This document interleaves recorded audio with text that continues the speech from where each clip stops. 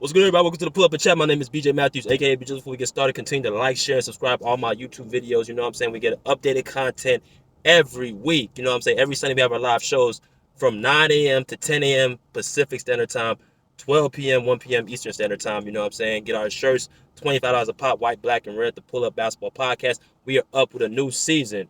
You know what I'm saying? Follow my co-host Rick Masters at Rick Masters23. Follow me on Instagram, BJIZZLE. But let's go.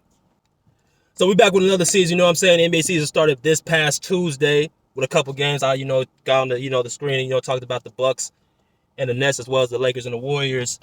Last night was between the Clippers and the Warriors. You know what I'm saying? The Warriors won no nail biter, 113 to 115. You know what I'm saying? Taking down the Clippers at home in Golden State. Hell of a game. Steph Curry went for 45 points. You know what I'm saying? Most impactful player in the league is Steph Curry, bar to none. Went 25 points. Went 10 for 10 in the first, 9 for 9 in the first quarter with 25 points. He was sensational. He's unbelievable. Um, the Warriors, like I keep saying, are going to be the dark horse of the NBA. I'm going to continue to say that. They're going to continue to surprise people. They're going to continue be a top 3 team out west. But this video is not about the Warriors. It's going to be about the Clippers. The Clippers have the Warriors number. And I know people looking at me like, what are you talking about? The Clippers lost that night. What are you talking about? I'm going to explain to you guys right now. Hold tight. So, what I mean by this, a couple days ago, I said the Warriors have the Lakers number. What I mean by having somebody else's number, that you have the personnel and the style of play to beat that team more times than not. Think of Tyson Fury and Deontay Wilder. Tyson Fury beat Deontay Wilder 2 out of 3 times, if really, in my opinion, 3 out of 3 times, the first one being a draw. But his style, boxing style, even with Deontay Wilder being his best, can't beat Tyson Fury, even at his okay level. There's certain styles of fights, certain fighters that you just are not a good match for. And when I say the Warriors have the Lakers number, I'm talking about the Warriors have a better team overall, and their style of play is able to defeat the Lakers more times than not. If the Warriors and Lakers face in the playoffs full strength, the Warriors will beat the Lakers. The Warriors beat the Lakers 3 times. Even though it was preseason, I was seeing right away, ever since the play-in game last year, the Warriors, when they get back full strength, are going to be too much for the Lakers to handle because they move the ball, they shoot the ball extremely well from the 3, they're in shape, they have team continuity, they're experienced, they have championship DNA, they have a mixture of good athletes along with veteran players, uh, and they just have the perfect team to, you know what I'm saying, for anybody can just be plugged in. But what I will say about this, the Clippers have the Warriors number, and why I say that is because the Clippers don't have the same problem as the Lakers. The Lakers being an older team, having to deal with Russell Westbrook, their Achilles heel. And let me also point out the fact that Lakers they lost to the Warriors with their 2 best players, LeBron and AD, having over 30 points. So in my opinion, you have to pretty much almost play damn near perfect if you're the Lakers to beat the Warriors or even have a chance. Steph Curry had a horrible shooting night, went for 5 for 19 on Tuesday, had 21 points, and without Klay Thompson, and they still won. So that tells me overall the Warriors are a better team. But going back to the Clippers don't have that problem with age and no style of play. The Clippers have athletes. They have outside shooting to match the Warriors. They have the ability to get hot.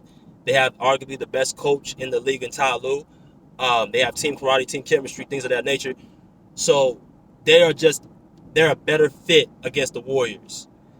And from what I seen last night, the Clippers shot 44%, the Warriors shot 51% from the field. And from the 3, the Clippers shot 35%, and the Warriors shot 48.4%.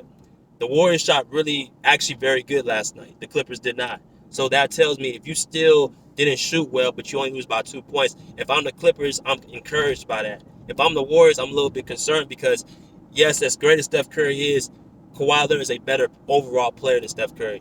Steph Curry is an outstanding offensive player to the point where his defense is just like, he doesn't have to be all that good. It's average. But Kawhi can play both sides of the ball. He's a bigger player. He's a stronger player. Um, the Clippers with Kawhi Leonard, they are a better team. He's a better overall player. And once you get Serge Ibaka and Nicholas Batum back in, they're going to be a problem. Now, I know people are going to say, well, the Warriors don't have Klay Thompson. Okay, true that. They didn't have Klay Thompson or James Wiseman. But the Clippers have less. They have more without than the Warriors did last night.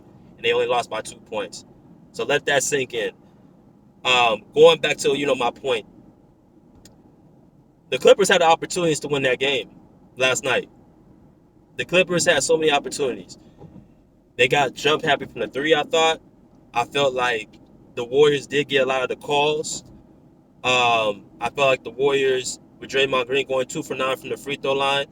Paul George said in the post-game press conference, Paul George is driving to the hole, not getting no fouls called, but Draymond Green's, just posting up, what I'm saying, Luke Kennard or somebody else, and he just throws a little ugly hook shot, and he gets called for a foul.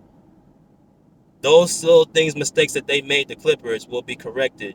Eric Bledsoe, what I'm saying, played very well, but he missed some key shots. Marcus Morris missed 2 wide-open three-point shots. The Clippers were up 98-90 with 5 minutes to go in that game last night. See, I don't just pay attention to the box score. I watch the full game and then use the box score as evidence to back up my point.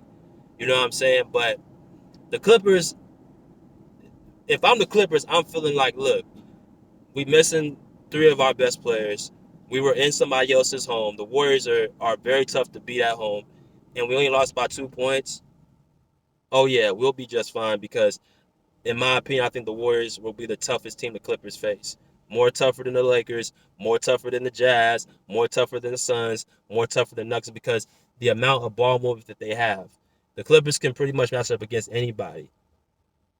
But I'm saying, like, with the Warriors, how they're able to shoot the ball, that's as good as you're gonna get. So great game last night, you know what I'm saying? But anybody else want to, continue to like, share, and subscribe our videos, continue to share.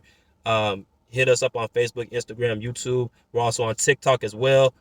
And we respectfully say, pull up a seat, pull up a chair, pull up. Peace. Out of here like swimwear.